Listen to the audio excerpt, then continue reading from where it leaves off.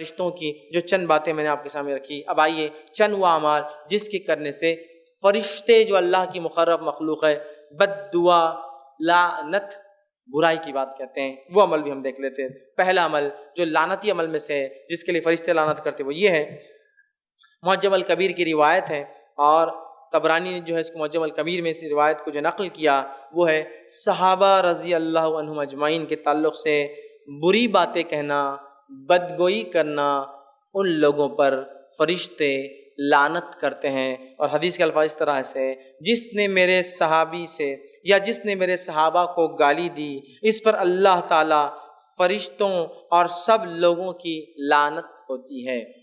جو شخص صحابہ کو گالی دیتا ہے، صحابہ کو برا بھلا کہتا ہے، اللہ اس کے فرشتے اور تمام لعنت کرنے والے اس پر لعنت کرتے ہیں۔ اس بات کو بہت ذہن میں رکھیے کہ صحابی کے تعلق سے کبھی برا بھلا ہمارے منہ سے نہ نکلے۔ یہ ہو سکتا ہے کہ صحابہ کے آپسی بہت اختلاف رہے ہو، لیکن وہ جو کچھ بھی اختلاف رہے ہو ان تمام کے بعد بھی وہ اصحاب ہے جن کے تعلق سے اللہ نے اعلان کیا رضی اللہ عنہم ورضوا عنہ، وہ اپنے رب سے راضی تھے اور ان کا رب ان سے راضی ہو گیا تھا۔ ٹھیک ہے، لہٰذا آپس میں ان کے کچھ اختلاف ہو سکتے ہیں، لیکن وہ اختلاف سے ہمیں جواز نہیں ملتا یہ حق پر ہے، وہ فلاں تھے، انہوں ایسے تھے، انہوں ویسے تھے، اور بہت سارے لوگ ان چھوٹے موٹے صحابہ کے اختلافات کو لے کر ایسا بتاتے ہیں جیسا کہ اس سے بڑا کوئی اختلاف ہی نہیں، مطلب کفر اور توحید کا اختلاف جیسا بتاتے ہیں۔ بہت غلط بات ہے، یاد رکھیے۔ تو لہٰذا صحابہ کو گالی دینے والا مستحق ہوتا ہے بد دعا۔ اسی طرح مدینے کے اندر جو ہے جو بدعت کا ارتکاب کرتا ہے اور بدعتی کو پناہ دیتا ہے، ان دونوں کے لیے فرشتے لعنت بد دعا کرتے ہیں۔ کس کس کو؟ پہلا شخص جو مدینے کے اندر بدعت کرتا ہے اور بدعتی کو پناہ دیتا ہے۔ مطلب بدعت کس کو کہتے ہیں پہلے جان لیجئے۔ بدعت کہتے ہیں دین اور شریعت میں کوئی نئی چیز کو ایجاد کرنا۔ اب جب بدعت کی ہم بات کہتے ہیں تو لوگ بولتے ہیں ہاں پھر گھڑی پہننا بدعت ہے، لائٹ لگانا بدعت ہے، مسجد کو سلیب والی ڈالنا بدعت ہے۔ میرے بھائی ذرا رکو، دین کے اندر نیا کام کرنا بدعت ہے، دنیا میں نہیں۔ دین میں وہ کام جو اللہ کے رسول نے نہیں کہا، صحابہ نے نہیں کیا، وہ نہیں کرنا ہے۔ دنیا کے اندر تو گاڑیاں آپ ایک سے ایجاد کیجئے، ایک سے گھڑیاں پہنیے، عمارتوں میں مختلف ٹیکنالوجیز کا استعمال کیجئے، اور باقی چیزیں ہو سکتی ہیں، لیکن دین میں کوئی نیا کام مجھے اور آپ کو نہیں کرنا۔ دین منہن وہی ہے جو بتایا گیا۔ ٹھیک ہے، صحیح مسلم کی روایت ہے، ابو ہریرہ رضی اللہ عنہ فرماتے ہیں، کہتے ہیں مدینہ حرم ہے، جس شخص نے اس میں بدعت کا ارتکاب کیا یا بدعتی کو پناہ دی، اللہ تعالیٰ اور اس کے فرشتے اور سب لوگ اس پر لعنت بھیجتے ہیں، اور قیامت کے دن اس کی نہ کوئی نفلی عبادت قبول کی جائیں گی نہ اس کی کوئی فرض عبادت قبول کی جائے گی۔ مدینہ میں بدعت کرنا اور بدعتی کو پناہ دینا، نہ نفلی اعمال قبول ہوتی ہے نہ فرض اعمال، اور اللہ اس کے فرشتے اور تمام لعنت کرنے والوں کی ایسے شخص پر لعنت ہوتی ہے جو مدینے کے اندر بدعتوں کو ایجاد کرتا ہے، نئے نئے کام ایجاد کرتا ہے۔ اسی طرح اہل مدینہ پر ظلم کرنا اور ان کو خوفزدہ کرنے والوں پر بھی اللہ اس کے فرشتوں کی لعنت ہوتی ہے۔ بد دعا کرتے ہیں فرشتے کس پر؟ اہل مدینہ کو پر ظلم کرنا اور ان کو ڈرانا، خوفزدہ کرنا۔ تو یاد رکھیے جو صحیح بخاری کی روایت ہے، اور اس میں جو امام طبرانی نے جو اس میں جو ہے نقل کیا، روایت کے الفاظ یہ ہے، اے اللہ جس نے اہل مدینہ پر ظلم کیا، آپ سلم کہہ رہے ہیں، اے اللہ جس نے اہل مدینہ پر ظلم کیا اور انہیں ڈرایا تو اس کو ڈرا، اور ایسے شخص پر اللہ تعالیٰ، فرشتے اور سب لوگوں کی لعنت ہے، اس کی فرضی عبادت نہ کوئی نفلی عبادت قبول کی جائیں گی۔ تو اہل مدینہ پر ظلم کرنا یا ان کو ڈرانا یہ بہت سخت جرم ہے، یاد رکھیے، اتنا سخت ہے چونکہ مدینہ حرم ہے کہ اس کی نفلی اور فرض دونوں عبادت قبول نہیں ہوتی۔ اللہ تعالیٰ اس کے فرشتے اور تمام لعنت کرنے والے اس پر لعنت کرتے ہیں۔ اسی طرح وہ لوگ جن پر فرشتوں کی لعنت ہوتی ہے، اس میں ایک شخص ہے باپ یا مالک کے بجائے، باپ مالک سے مراد اگر غلامی کہیں ہے تو، کیونکہ حدیث میں دونوں الفاظ اس لیے کہہ رہا ہوں، باپ یا مالک کے بجائے کسی اور کی طرف اپنی نسبت کرنے والے کے لیے فرشتے لعنت کہتے ہیں۔ حدیث کے الفاظ اس طرح سے، مسلم کی روایت ہے، علی رضی اللہ عنہ فرماتے اور کہتے ہیں نبی اکرم صلی اللہ علیہ وسلم فرمایا اور کہا، حدیث کے الفاظ، اور جس نے اپنے باپ کے سوا کسی اور کی طرف نسبت، ٹھیک ہے، انتساب کیا، نسبت کی، اپنے آپ کو جوڑا، یا اپنے مالکوں کو چھوڑ کر کسی اور کی طرف اپنی نسبت کی، اس پر اللہ تعالیٰ، فرشتوں اور سب لوگوں کی لعنت ہے۔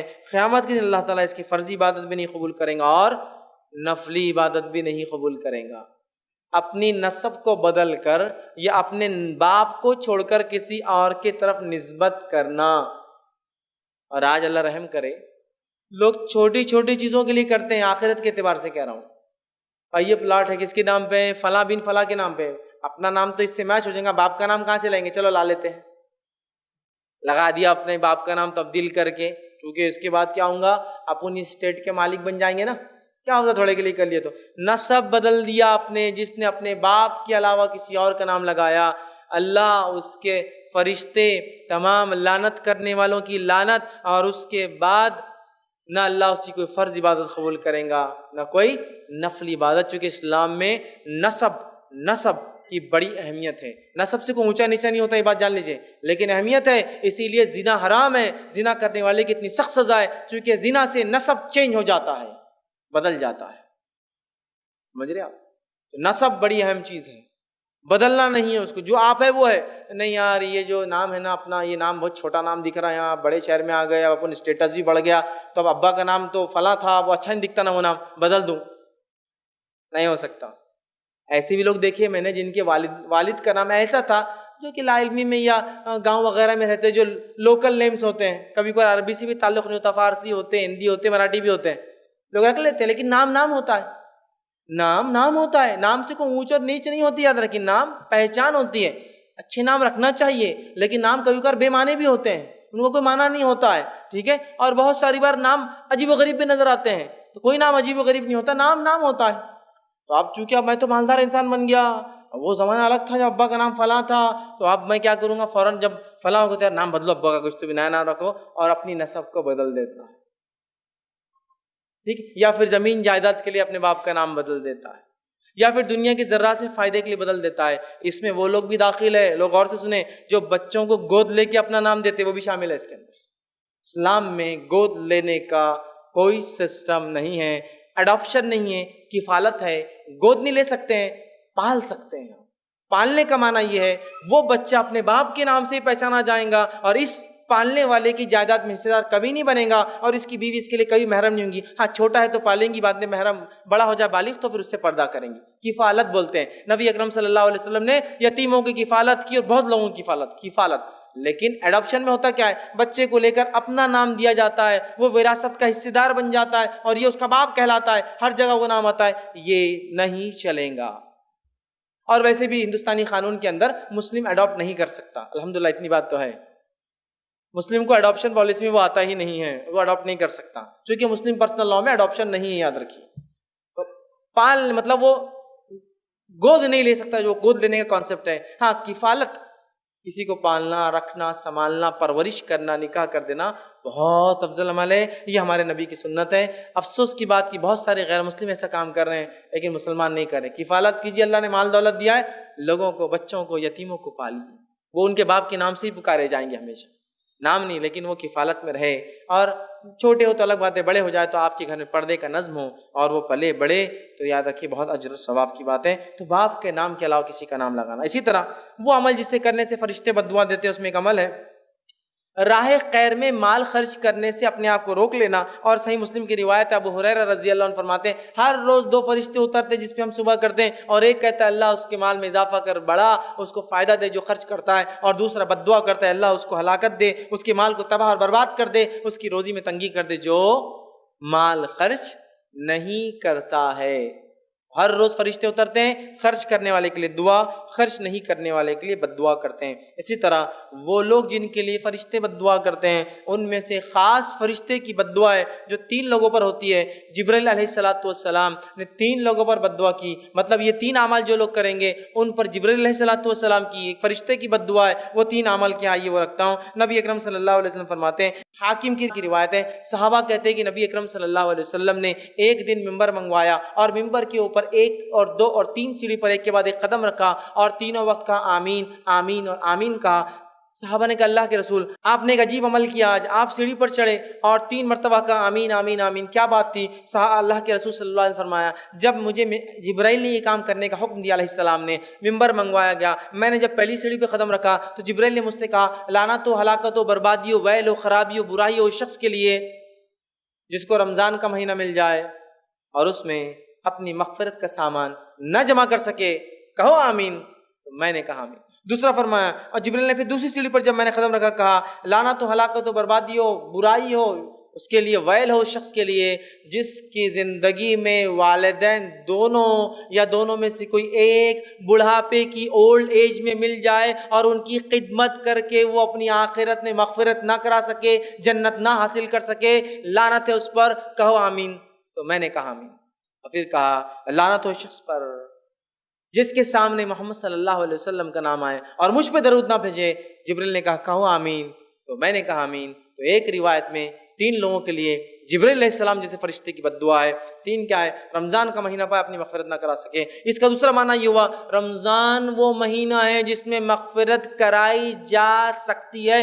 اس مہینے میں وہ خصوصیت ہے کہ اس میں اچھے اعمال کر کے اپنے رب کو منا سکتے ہیں، اس میں اچھے اعمال کر کے اپنی توبہ استغفار کر سکتے ہیں، کثرت سے دعائیں کر سکتے ہیں، ذکر و اذکار کر سکتے ہیں، اعتکاف کا فائدہ اٹھا سکتے ہیں، قیام اللیل کا فائدہ اٹھا سکتے ہیں۔ اور آپ نے فرمایا من صام رمضانا ایمانا واحتسابا غفر له ما تقدمت من ذنبه، صحیح بخاری کی روایت ہے، جس نے رمضان کا مہینہ پایا اور اس میں روزے رکھے تو اللہ اس کے پچھلے سارے گناہ معاف کر دیتا ہے۔ دوسرا فرمایا من قام رمضانا ایمانا واحتسابا غفر له ما تقدمت من ذنبه، جس نے رمضان کی راتوں میں قیام کیا تو اس کے اللہ پچھلے گناہ معاف کر دیتا ہے۔ ایک اور روایت میں فرمایا من قام مطلب جس نے قیام کیا شب قدر میں ليلۃ القدر غفر له ما تقدمت من ذنبه، اس کے بھی پچھلے گناہ معاف ہو جاتے ہیں۔ تو یہ مہینہ بہت انٹینسٹی اور اہمیت رکھتا ہے اپنے اندر، اتنی کہ یہ معافی دلوا سکتا ہے اللہ سے، گناہوں کو ختم کر سکتا ہے اور ہماری آخرت سنوار سکتا ہے۔ تبھی تو رحمت للعالمین بھی بد دعا پہ آمین کہہ رہے ہیں۔ اللہ کے رسول صلی اللہ علیہ وسلم بڑے رحیم تھے، بلکہ قرآن نے تو کہا مومنوں کے لیے اللہ کے رسول رؤوف اور رحیم ہے، بہت نرم ہے مومنوں کے لیے، بہت آپ خیال رکھتے تھے، اتنے نرم تھے کہ آپ کہتے ہیں خود کہ میرا دل چاہتا ہے کہ نماز کو لمبی پڑھاؤں، میں تکبیر کہتا، نماز کے لیے کھڑا ہوتا اور لوگ میرے پیچھے نماز پڑھا رہے ہیں، اور پھر مجھے رونے کی کسی بچے کی آواز آتی ہے تو میرا دل وہ ہو جاتا ہے اس کی ماں کا دل چھوٹا ہو رہا ہوں گا، پریشان ہوں گی، تو میں ذرا ہلکی نماز، ارادہ تو کرتا لمبی نماز کا، ہلکی پڑھا دیتا تاکہ اس ماں سے اس بچے کی دوری، اس رونے کی وجہ سے ماں کا دل نہیں لگے گا نا۔ تو اتنے رحیم تھے آپ کہ ایک بچے کا رونا بھی آپ برداشت نہیں کر سکتے تھے، نماز کو شارٹ کم کر دیتے تھے۔ یہ ان لوگوں کے لیے دلیل ہے جو محمد صلی اللہ علیہ وسلم پر الزام لگا رہے ہیں، آج ان کا مذاق اور استہزاء کر رہے ہیں اور یہ کہہ رہے ہیں کہ نعوذ باللہ دہشت گرد تھے۔ دہشت گردی تو بہت دور کی بات ہے، اس نبی اتنی رحمت تھا یہ نبی کہ اس نے تو جانوروں کی بھی حق دے کر گیا۔ بچے رو رہے ہیں تو اس کا دل نماز عبادت کو، فرض کو چھوٹی کر دے رہا ہے۔ اسی طرح آپ نے ایک بار ایک چڑیا کو لوگوں کو دیکھا اس پہ ظلم کر رہے، کہا کہ اگر تم نے یہ ظلم نہ چھوڑا یا کسی نے کسی جانور کو زندہ اگر وہ کیا تو اللہ کی لعنت ہے۔ ایک مرتبہ ایک جانور کے چہرے پر نشان دیکھے، کہا کس نے مارا منہ پر اس کے، لعنت ہے اس شخص پر جو جانور کے چہرے پر مارے۔ ایک جگہ کہا کہ ایک عورت نے ایک بلی کو بند کر لیا، اس کو کھانے پینے نہیں دیا، چھوڑا نہیں، کھلایا بھی نہیں، وہ مر گئی، اللہ نے اس کو جہنم رسید کر دیا۔ جو دین یہ کہتا ہے اور جس نبی کی تعلیمات یہ ہے کہ بلی کو کوئی مارے تو جہنم میں جا سکتا ہے، وہ انسانوں کو مارنے کا حکم کیسے دے سکتا ہے؟ اور اس کے امتی سخت دل کیسے ہو سکتے ہیں؟ یہ بات بھی ضروری ہے۔ جو نبی پیچھے آواز آ رہی کسی اور کے بچے کی تو نماز چھوٹی کر دیتا ہے، تو اس کا امتی سخت دل کیسے ہو سکتا ہے؟ مسلمانوں کو چاہیے نرم دل ہو، نرم دل ہو۔ جہاں سخت ہونا ہے وہاں تو حاجی کر کے جھک کے پیروں میں گر رہے ہیں، اور جہاں معاملہ نرم ہونا چاہیے وہیں سختیاں ہیں۔ بھائی سے لڑنے کے لیے تلوار نکل جائیں گی، لیکن مخالفین کے لیے تو دور سے ہوا اکڑ جاتی ہے۔ صحابہ کی صفت تھی مومنوں پر بہت، صحابہ آپس میں نرم ہوتے تھے، لیکن اگر سامنے مخالفین آ جائے جو حق کے خلاف ہو تو پھر جو ہے سیسا پلائی ہوئی دیوار سے زیادہ سخت اور مضبوط ہوتے تھے، وہاں کوئی نرمی نہیں۔ اگر ابوبکر کھڑے ہیں صف میں اور ابوبکر کا بیٹا بھی اگر سامنے کھڑا ہے اور وہ مخالف ہے اسلام کے، تو ابوبکر کو کوئی شرم نہیں آئیں گی اور کوئی جھجک نہیں ہوں گی کہ بیٹا بھی اگر تلوار کی زد میں آ جائے تو اس کو ختم کر دے۔ عبد الرحمن کہتے ہیں ابا، ابوبکر صدیق کے بیٹے، جنگ بدر میں ایک بار کیا ہو گیا تھا، آپ میری زد میں آ گئے تھے، وہ مشرکین کی طرف تھے، ایمان نہیں لائے تھے، لیکن میں نے ابا ہے بول کے چھوڑ دیا۔ تو ابوبکر صدیق ایمان لانے کے بعد کہا، ابوبکر صدیق رضی اللہ عنہ فرمایا بیٹا اچھا ہوا میری زد میں تم نہیں آئے، میں یہ غلطی کبھی نہیں کرتا تھا۔ ایمان کے مالوں کے لیے تو بہت حق کے چاہنے والوں کے لیے تو بہت نرم. جو ہم سے کوئی کچھ نہ کرے، ہم سے نہ دشمنی ہے نہ ہمارا معاملہ ہے، ہم سب کے ساتھ اچھے ہیں. لیکن جہاں سختی ہو نہ وہاں تو یہ ہے کہ پیروں میں جھکے پڑے ہیں. جہاں جو ہے نرمی ہونا چاہے وہاں یہ حال ہے. تو یہاں دیکھیے نبی اکرم صلی اللہ علیہ وسلم بد دعا دے رہے رمضان کو ضائع کرنے والے کے لیے، مطلب بہت گلوریس چانس، گولڈن آفر وہ جو ہے مس کر جا رہا ہے. دوسرا والدین کی خدمت بڑھاپے کی حالت میں، خاص طور سے کبھی ہوتا ہے جلدی نکاح ہو جائے تو والدین بوڑھے نہیں ہوتے آپ کی زندگی. بچہ بھی سمجھ لے 20 سال کا، باپ کا نکاح 15 مطلب 17-18 سال 20 سال میں ہو گیا ہوگا، تو بچہ بھی ظاہر سے 40 سال کی عمر کا باپ ہے، بچہ 20 سال کا ہو جاتا ہے. ویسے ایسا بہت ہی کم دیکھنے میں آتا ہے، اللہ کرے کہ ایسا ماحول بنے. ٹھیک ہے، لیکن بہرحال شادیاں کیسی ہوتی ہے بولنے کی ضرورت نہیں، تفصیلات کا موقع بھی نہیں. ایسا ہو تو تب تو نہیں، لیکن بڑھاپے کی حالت میں مل سکتا ہے کہ آپ کے والد بوڑھے ہو جائے، بچہ بھی بڑا ہو رہا ہے، تو خوب خدمت کرے اپنے والدین کی. اتنی کرے دونوں میں سے دونوں یا ایک مل جائے کہ بس مغفرت کا سامان بنا لے. کبھی ڈانٹنا نہیں، کبھی جھڑکنا نہیں، کبھی اف مت کہنا، جائز خرچوں کو کبھی مت روکنا، نرم اور شفیق اپنا آپ کو رکھنا. اور اللہ نے کہا کہ تواضع کے بازو ایسے پست رکھنا، تواضع کے بازو ایسے پست رکھنا. اور جو لفظ قرآن نے اس کے لیے سورہ بنی اسرائیل میں استعمال کیا وہ یہ ہے کہ جیسے جانور، پرندہ خاص طور سے اپنے بچوں کو، چھوٹے چھوٹے مرغی کو دیکھ لیجئے، بطخ کو دیکھ لیجئے، اپنے بچوں کو جس نرم اور نازک پروں کے اندر اٹھا سنبھال لیتا ہے لے کر، تاکہ تکلیف نہ ہو. شیر چیتے دانت سے پکڑتے کبھی تکلیف ہو سکتی ہے، لیکن جب پرندہ پکڑتا ہے پروں میں بچوں کو حفاظت کے لیے، ویسے سنبھال کے رکھنا ان کو. ہاں غلطی ہو سکتی ہے ان سے، تیز بول سکتے ہیں وہ، کبھی چڑچڑے وہ بھی ہو جاتے ہیں. تو وہی حالت ہے جو بچپن میں میری حالت تھی، آج ان کی حالت بڑھاپے میں. بڑھاپے اور بچپن میں زیادہ فرق نہیں ہے سوائے اس کے کہ انسان بڑا ہوتا ہے اور بچہ چھوٹا ہوتا ہے، بس باقی کوئی فرق نہیں. بچے کو پیشاب پیخانے کی کبھی سمجھ نہیں، چھوٹا ہوتا ہے. کبھی کوئی انسان جب بوڑھا ہو جاتا ہے اس کو بھی سمجھ نہیں ہوتی ہے. تو بچپن میں کبھی ہم کو تو وہ ڈانٹتے نہیں، کبھی غلطی سے کہیں پیشاب پیخانے نکل جائے تو کبھی بوڑھے ماں باپ مل جاتے ہیں، پیشاب وغیرہ کر دیتے ہیں، بچے ڈانٹتے ہیں، بہت بری بات ہے نا. کبھی انہوں نے تو بچپن میں کبھی نہیں کیا، چاہے تم 10 بار کرو، 20 بار کرو، تمہارے دانت نکلنے کی وجہ سے اسکول میں کرو، کبھی حد تک محسوس نہیں کی کہ اسکول میں کر دیا تو میرا بچہ نہیں اسکول میں کیا. آ کر پکڑ لیا اپنے بچے کو کہ بچے سے ہوگا، چونکہ کوئی بھی بچہ جان مجھ کے یا دل سے تو نہیں کریں گا نا، تو کوئی بڑا بھی نہیں کرے گا، حالت ویسی ہو جاتی ہے. تو یاد رکھیے بوڑھا بھی ایک بچے جیسا ہوتا ہے. تو ان کو بہت، جس کو کہیں گے محبت سے، الفت کے ساتھ، تواضع کے بازو پست رکھ کے، جیسا ایک چڑیا اپنے بچوں کو سنبھالتی ہے ویسا ان کو رکھنا چاہیے. ان کے حق دینا چاہیے، خرچ کرنا چاہیے، بیمار پرسی کرنا چاہیے، بات کرنا چاہیے، فزیکل خدمت کرنا چاہیے، جو ضرورت پڑتی وہ دینا چاہیے، اور اف والا لفظ بھی نہیں نکالنا چاہیے، اس لیے کہ ان کی ایک بد دعا آخرت کو ہمارے بگاڑنے کے لیے کافی ہو سکتی ہے. جریج نام کے ایک نیک شخص تھے بنی اسرائیل میں، بہت بڑے عابد تھے، نماز کی حالت میں کھڑے تھے. ماں آگئی اور کہا یا جریج یا جریج یا جریج. جریج نے سوچا نماز پڑھ لیتا ہوں جلدی سے، حالانکہ نفل پڑھ رہے تھے، فرض نہیں تھی، چلے جاتے تو بہتر ہوتا. آواز دے دی، ماں نکل گئی. دوسری بار بھی آئے، جریج عبادت میں تھے. تیسری بار بھی آئے، جریج عبادت میں تھے. ماں نے بد دعا دے دی کہ جا تو بری عورتوں کا منہ دیکھے. ہو سکتا ہے زبان بد دعا ہوں گی، اور وہ بد دعا جریج کو لگ گئی، اور جریج پر ایک الزام لگا دیا کہ عورت نے. کیا الزام لگایا؟ نعوذ باللہ کہ وہ بچہ اس کسی اور کا جریج کی اولاد ہے. حالانکہ جریج اتنی عبادت، لوگوں نے اتنا مارا، اتنا پیٹا جریج کو، نکالے کا عابد بن کر بیٹھتا ہے بڑا، اور اتنے گندا عمل کرتا ہے وہ. تو اللہ نے اس بچے کو زبان دی. پھر بچے نے بولا کہ یہ جو ہے چرواہا میرا باپ ہے، جریج میرا باپ نہیں ہے، ورنہ جریج کو اپنی ماں کی بد دعا لگ گئی تھی، بری عورت کا منہ دیکھنا پڑا. ماں کی بد دعا خطرناک ہوتی ہے، یاد رکھیے. حق سے دے یا نا حق دے، لگ جاتی بس. کیوں؟ تو اسپیشل پریویلیج ہے. میں کہوں گا والدین سے کبھی اپنے بچوں کو بد دعا نہ دے، اس لیے کہ آپ اسپیشل پریویلیج لوگ ہیں، اللہ نے ایک اسپیشل مقام بنایا. جا دیں گے، بجا دیں گے، لگ جائیں گے، ختم معاملہ. جریج ایک نیک انسان ہے، لگ گئی، لیکن ماں نے دے دی، ختم ہو گیا. اس لیے کہ اللہ نے آپ کو اسپیشل ہیلپ لائنز دے دی ہے، بولو اور لگ جائیں گی. اور حدیث میں آتا ہے باپ کی دعا بچوں کے حق میں کبھی رد نہیں ہوتی، باپ کی خاص طور سے. ماں کی بد دعا رد نہیں ہوتی، باپ کی دعا رد نہیں ہوتی بچوں کے حق میں. باپ کہاں کرتا ہے؟ اکثر ماں ہی دعا کرتی ہے بچوں کے لیے، باپ نہیں کرتا. باپ نہیں کرنا چاہیے. ماں کی تو ہوتی ہے میرے بھائی، لیکن باپ کے لیے خاص الفاظ ہیں، کیونکہ اکثر عورتیں دعائیں زیادہ کرتی ہیں بنسبت مردوں کی.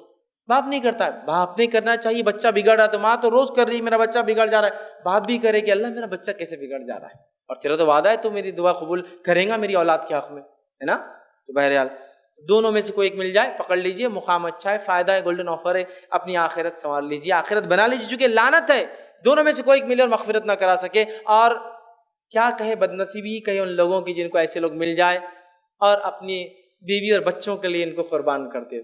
کیا کہیں، بیوی بچوں کے لیے نہیں ہو فائدہ، ان کے حق اپنے ہیں، میں یہ نہیں کہہ رہا ہوں بیوی بچوں کے حق نہیں، بالکل نہیں، ان کے اپنے حق ہے، لیکن ان کے بہت رائٹس ہے، ان رائٹس کو، ان حقوق کو ادا کرنا یاد رکھیے، ٹھیک ہے؟ تو بہرحال اس کا خاص خیال رکھیے۔ اسی طرح تیسرا، جن کے سامنے نبی اکرم صلی اللہ علیہ وسلم کا نام آئے اور آپ پر درود نہ بھیجے، ایسے شخص پہ بھی رسول اللہ صلی اللہ علیہ وسلم نے جو ہے آمین جو ہے کہا ہے، تو لہٰذا نبی اکرم صلی اللہ علیہ وسلم پر کثرت سے درود بھیجے، چونکہ تفصیلات پیچھے چلے گئی اس لیے اس کو اور دہراؤں گا نہیں۔ اسی طرح وہ عمل جس سے کرنے سے اللہ تعالیٰ کے فرشتے لعنت بھیجتے ہیں، بد دعا کرتے ہیں، ان میں سے ایک ہے مسلمانوں کی طرف ہتھیار سے اشارہ کرنا۔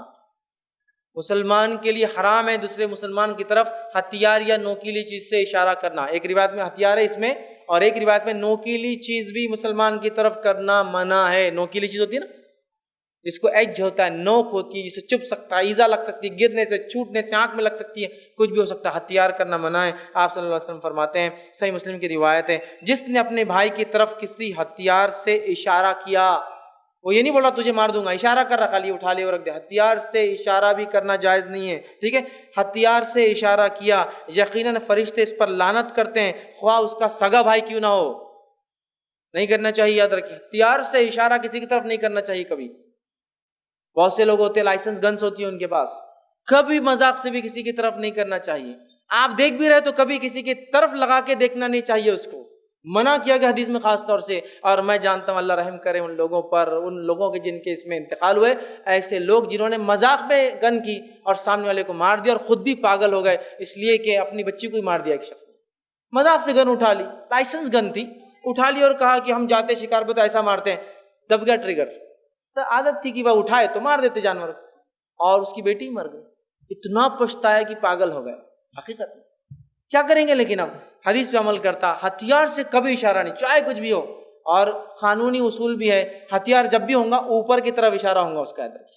آپ کبھی کسی ملٹری والے کو، ہاں ضرورت پڑنے پر وہ کرتے ہیں یا تو اوپر، اور اگر ضرورت بھی پڑتی ہے حفاظت کی تو ایسا لے کر چلتے ہیں نیچے کی طرف، خالی ہوں گا تو اوپر، اور جب خالی نہیں ہوں گی اور حفاظت کے لیے دستہ آگے چل رہا ہے تو بھی نیچے کی طرف اشارہ ہوگا، ضرورت پڑنے پر اٹھا، اوپر لے کے چلتے ہوئے آپ نے دیں گے، سوائے جب دشمن سامنے ہو تو۔ اور آپ کو پتہ یہ قانون کے خلاف ہے، کوئی ملٹری والا اپنی ہتھیار کو سیدھا نہ رکھے، الٹا یا کیسا بھی رکھے، سیدھا ہی ہوگا اس کا ہتھیار کبھی بھی، چونکہ ہتھیار ہے، چوک ہو سکتی ہے، مسٹیک ہو سکتی ہے، غلطی سے دب سکتا ہے، مشین ہے خراب ہو سکتی ہے، پتہ نہیں پہلے دب چکا ہو ٹریگر کبھی اور بعد میں شوٹ ہو جائے۔ کہا سگا بھائی بھی ہو تو اشارہ نہیں کرنا، ہتھیار سے اشارہ۔ ایک روایت میں نوکیلی چیز اپنے بھائی کی طرف کبھی مت کرنا، نوکیلی، چونکہ تو نے پیچھے سے کسی نے دھکا دے دیا، آپ کا انٹینشن نہیں تھا، اس کو لگ گئی تو نہیں، اس لیے کبھی مت کرنا ہتھیار سے کسی کی طرف۔ بہت سے لوگ مذاق میں بھی کرتے ہیں ہتھیار سے اشارہ، کبھی مت کرنا اپنے بھائی کی طرف۔ آپ سے فرماتے ہیں سگا بھائی کیوں نہ ہو تو بھی لعنت، کیوں؟ اب دو بھائیوں میں، سگے بھائی میں بڑا لاڑ پیار رہتا ہے نا، ایک دوسرے کبھی ڈانٹ دے ڈپٹ دے، سگے بھائی بھی ہو تو فرشتے لعنت بھیجنا شروع کر دیتے ہیں، چونکہ ایک روایت میں الفاظ ہے تو نہیں جانتا، ہو سکتا ہتھیار چھوٹ جائے تیرے ہاتھ سے، ہم نہیں جانتے، ہتھیار چھوٹ جائے، مس ہو جائے، ٹرگ ہو جائے، لگ جائے، بہت خطرناک بات ہے۔ تو لہٰذا کبھی ہتھیار کو کسی کے سامنے نہیں کرنا، ورنہ فرشتے لانا شروع کر دیتے ہیں، چاہے اس کا سگا بھائی کیوں نہ ہو۔ صحیح مسلم کی ایک اور روایت ہے، ابو ہریرہ اس کے راوی فرماتے کہتے ہیں کوئی اپنے بھائی کی طرف ہتھیار سے اشارہ نہ کرے، کیوں؟ سنیے اب، کیونکہ اسے معلوم نہیں کہ وہ ہتھیار اس کے ہاتھ سے نکل کر دوسرے کو نقصان پہنچا دیتا ہے اور وہ جہنم کے گڑھے میں جا گرے گا۔ جہنم مطلب پتہ چلا، غلطی سے بھی اگر ہتھیار سامنے کیا اور آدمی مر گیا وہ جہنم میں چل جائے گا، اس لیے کہ آپ کو بتایا گیا نا ہتھیار کا صحیح استعمال کرنا چاہیے، سامنے نہیں کرنا چاہیے کسی کے، بہت سخت وعید ہے۔ تو ہمیں کبھی بھی نوکیلی ہتھیار والی چیز سامنے نہیں کرنا۔ اسی طرح وہ عمل جس سے کرنے سے فرشتوں کی بد دعا لعنت ہوتی ہے، وہ ہے شوہر کے بستر پہ آنے سے انکار کرنے والی عورت پر فرشتے لعنت کرتے ہیں۔ شوہر بلائے اس کو اور بنا شرعی عذر کے وہ کہے میں تیرے ساتھ نہیں سوں گی، اس پہ لعنت کرتے ہیں۔ صحیح مسلم کی روایت ہے، ابو ہریرہ رضی اللہ عنہ اس کے راوی فرماتے اور کہتے ہیں جب آدمی اپنی بیوی کو اپنے بستر کی طرف بلائے اور وہ انکار کرے تو اس عورت کو صبح تک کے لیے فرشتے لعنت بھیجتے ہیں، لعنت بھیجتے ہیں۔ تو یہ بات خاص طور سے یاد رکھیے، جو عورت بیوی ہے شوہر کو منع نہ کرے سوائے شرعی عذر کے۔ اسی طرح وہ شخص جس پہ فرشتے لعنت کرتے وہ یہ حالت کفر پہ مرنے والوں پر فرشتے لعنت بھیجتے ہیں، جس کی تفصیلات سورہ بقرہ سورہ نمبر 2 آیت نمبر 161 اور 162 میں اللہ نے کی، ان الذین کفروا وماتوا وهم کفار اولئک علیہم لعنۃ اللہ والملائکۃ والناس اجمعین، جو لوگ کافر اور کفر میں مر جاتے ہیں لعنت ہے اللہ کی، فرشتوں کی اور تمام انسانوں کی، تو کافروں پر اللہ کی اور تمام انسانوں کی لعنت ہوتی ہے۔ اسی طرح وہ عمل جس سے کرنے سے فرشتوں کی لعنت ہے وہ یہ ایمان لانے، صداقت رسول کرنے اور شہادت دینے کے بعد، واضح دلائل آنے کے بعد پھر واپس کفر کی طرف پلٹ جانا۔ جو ایمان لاتے ہیں، سب کچھ دیکھ لیتے ہیں، حقیقت جان لیتے ہیں، نبی حق ہے، دلائل فلاں فلاں سب ہو، اور اس کے بعد پھر جائے، ان پر اللہ کی لعنت ہوتی ہے۔ سورہ آل عمران سورہ نمبر 3 آیت میں 87 میں اللہ نے فرمایا، یہ کس طرح ہو سکتا ہے کہ اللہ ایک ایسے گروہ کو ہدایت دے جو اپنے ایمان لانے کے بعد، رسول کی حقانیت کو جاننے کے بعد، روشن دلائل کے آنے کے بعد کفر کی طرف چلا گیا، اور ایسے لوگوں پر فرشتوں کی، اللہ کے فرشتوں کی لعنت ہے۔ تو لہٰذا واپس کفر پلٹنا یہ لعنت کا مستحق عمل ہوتا ہے۔ تو یہ چند اعمال تھے جو کم و بیش 13 اعمال تھے جس سے لعنت بد دعا ہوتی ہے۔ اور